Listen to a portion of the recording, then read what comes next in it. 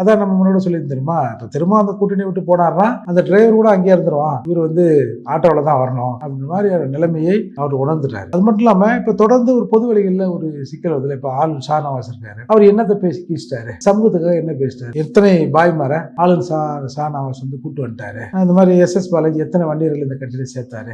தொகுதிக்கே சம்பந்தம் இல்லாதவங்களாம் வந்து விசிகா பேரை சொல்லி பறையர் உழைப்பை பயன்படுத்தி நீங்க சீட்டு வாங்கி யாராருக்கும் கொடுத்துரு எல்லாமே அங்க போய் நிக்கிறான். இப்போ இந்த பறையர் சமூகத்துல இருந்து இல்ல இயக்கத்தில் இருக்கிற தோழர்கள் அந்த பொறுப்புக்கு வந்திருந்தாங்கன்னா கொஞ்சமாவது அவனுக்கு நன்றி உணர்வு இருக்கும். ஊர் பக்கம் போனா அவனை கேட்பான், நல்ல பேர், ஏய் என்ன ஒன்னும் பேச மாட்டேன் அப்படின்னு கேட்பான். இப்போ எஸ் பாலாஜியோ ஆளு ஷானவாசியோ இல்ல வந்து அந்த மாதிரியான எம்எல்ஏக்களை போய் ஜனங்க கேட்க முடியுமா சொல்லுங்க?